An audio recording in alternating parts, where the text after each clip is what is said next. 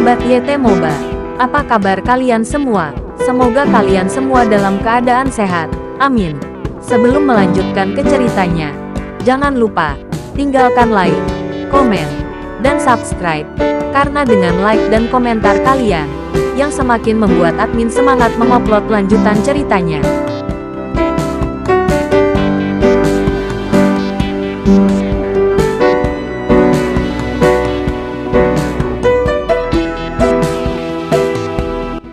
Episode 555, Kisah Ariel anak bos besar yang berpura-pura culun.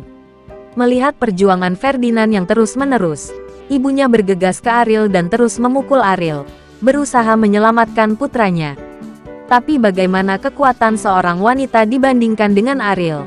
Ariel menendangnya ke samping dan berkata kepada Ferdinand tanpa ampun, "Samuel meninggal karena kekacauanmu. Aku baru saja mencekikmu. Sangat mudah. Kamu berada di neraka. Jangan lupa untuk meminta maaf kepada Samuel."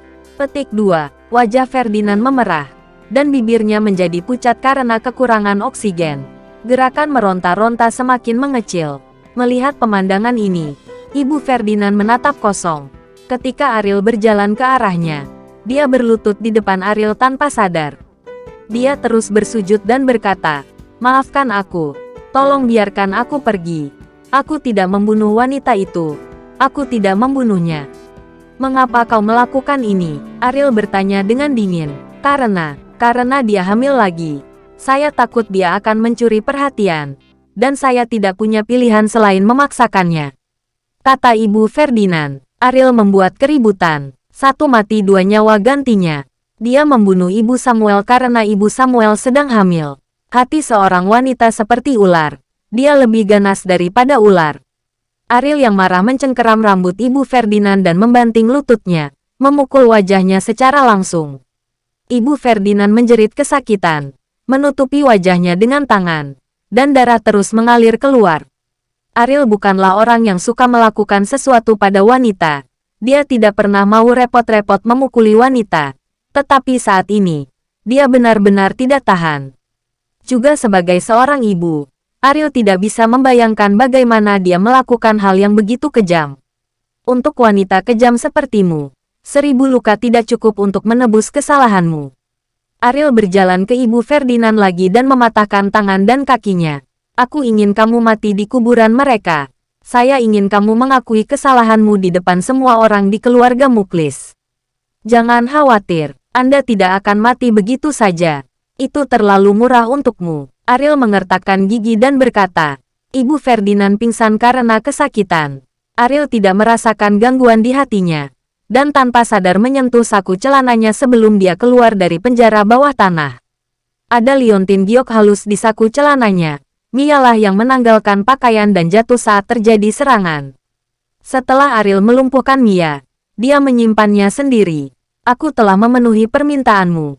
Saya harap kamu tidak mengecewakan saya," Muklis berkata pada Ariel. "Wanita ini belum meninggal. Aku tidak akan membiarkannya pergi begitu saja," Ariel berkata dengan ringan. Muklis mengerutkan kening dan memperingatkan, "Jangan bertindak terlalu berlebihan. Keluargaku ini bukan tempat untuk melepaskanmu. Aku bisa memberimu kesempatan untuk membunuh mereka. Itu sudah konsesi maksimum. Muklis, seluruh keluargamu akan mengandalkan saya mulai sekarang. Apakah ini sikap Anda saat berbicara dengan saya?" Ariel berkata dengan ringan. Muklis kaget. Jika Ariel benar-benar dihargai oleh Vijay, perkembangan masa depan keluarganya memang perlu mengandalkan Ariel. Dan orang yang tidak terkontrol seperti itu jelas bukan hal yang baik bagi Muklis. Perasaan samar ketidakpastian di hatinya mulai menyebar. Muklis tiba-tiba merasa tidak bijaksana membiarkan Ariel maju. Martis sudah menunggu sedikit dengan tidak sabar. Jika dia bersaing dengan seorang master, mungkin dia masih memiliki beberapa harapan. Tapi sampah ini, dia benar-benar tidak sabar menunggu. "Tuan, apakah kita harus menunggu lebih lama lagi? Mengapa membuang waktu untuk mereka? Bukankah lebih baik mengambil uangnya dan pergi?"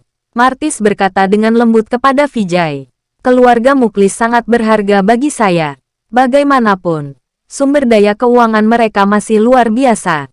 Semakin lama saya menunggu, semakin saya bisa mendapatkan dia. Vijay berkata dengan ringan. Martis tidak bisa menahan senyum. Dia pikir itu adalah Vijay yang memberi hormat pada Muklis untuk menunggu begitu lama. Dia tidak menyangka Vijay punya rencana lain. Tampaknya kali ini keluarga Muklis akan mengalami masalah hebat. Guru masih bijaksana. Saya harus belajar banyak dari guru. Martis menghela nafas. Kamu masih muda, dan masih banyak hal yang harus dipelajari. Vijay tersenyum. Andre akan melihat ke pintu budokan setiap 1 atau 2 detik. Tampaknya 1 detik menyiksa baginya. Ariel tidak terlalu malu untuk maju ke depan. Supriyadi, orang yang Anda cari benar-benar luar biasa. Andre memanfaatkan kesempatan itu dan menggoda Supriyadi. Mustahil, Supriyadi membantah. Ariel masih memegang pegangan. Bagaimana mungkin dia tidak maju? Mungkin dia mendengar tentang kematian Anwar. Jadi dia sangat takut dan tidak berani muncul. Apa yang aneh tentang itu? Mengetahui bahwa dia sudah mati. Wajar jika tidak muncul, kata Andre. Supriyadi ingin pergi ke penjara bawah tanah secara langsung. Jika Ariel terlalu takut untuk muncul, dia bisa menggunakan Aisila sebagai ancaman. Tapi sayang. Sebelum Muklis pergi, dia menjelaskan bahwa dia harus tinggal di sini. Jadi Supriyadi tidak berani bertindak gegabah. Kali ini, Muklis dan Ariel akhirnya muncul di pintu masuk budokan. Senyuman muncul di wajah Supriyadi sekejap, mengatakan kepada Andre, ini benar-benar tidak layak untukmu.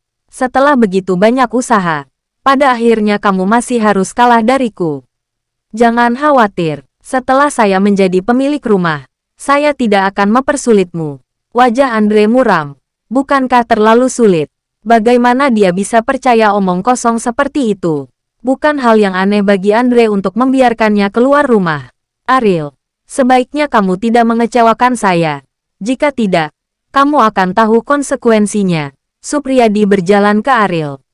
Berbisik ke Ariel. Ariel menarik napas dalam. Aisila berada di tangan Supriyadi. Dan dia pasti akan melakukan apa saja. Situasi ini adalah sesuatu yang tidak bisa disingkirkan Ariel untuk saat ini. Jadi dia hanya bisa mendengarkan kata-kata Supriyadi. Jangan khawatir.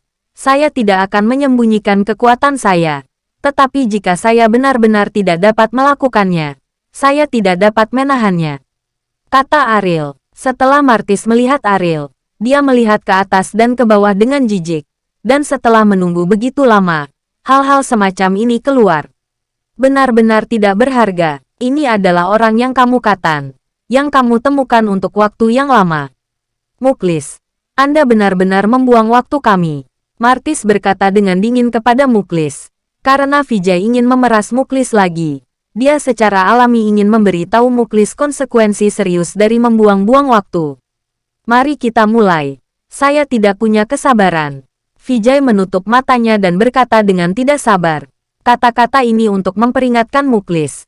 Dan pada saat yang sama menyampaikan pesan kepada Martis tentang pertarungan cepat. Martis melompat ke atas ring terlebih dahulu. Posturnya tetap mantap, dan para wanita dari keluarga Muklis tampak terobsesi. Dan cara Ariel untuk berkuasa tampak biasa-biasa saja, menaiki tangga. Apakah kamu melihat orang itu? Saya memukulnya sampai mati. Kamu akan berakhir seperti dia. Martis berkata kepada Ariel dengan ejekan. Ketika dia datang ke budokan, Ariel telah melihat tubuh Anwar.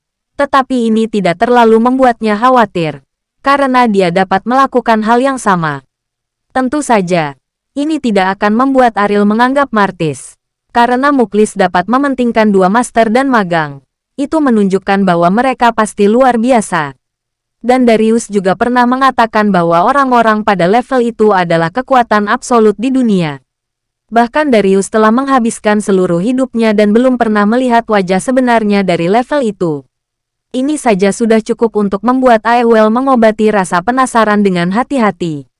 Ayolah, Ariel berkata dengan ringan, sampah mencari mati. Karena kamu ingin cepat mati, maka aku akan memenuhi permintaanmu. Sosok Martis kejam, seperti harimau yang kejam, dan kepalan tangan kanan terangkat mengirimkan angin kencang. Ekspresi berat Ariel tiba-tiba berubah. Senyum tipis muncul di sudut mulutnya. Dan kekuatannya bertarung satu sama lain. Inilah yang ingin dia lihat. karena dia hanya bisa bersaing dengan Martis di tingkat kekuatan. Melihat senyum Ariel, Martis merasa kesal, seolah-olah dia diabaikan oleh Ariel. Ketidaktahuan ini membuatnya sekali lagi meningkatkan kekuatan dan kecepatan tinjunya. Hampir semua orang di keluarga Muklis menahan napas. Mereka tahu bahwa pukulan ini dapat menentukan nasib keluarga Muklis di masa depan. Bahkan Muklis sendiri, yang selalu acuh tak acuh, sangat gugup hingga dahinya berkeringat. Bersambung.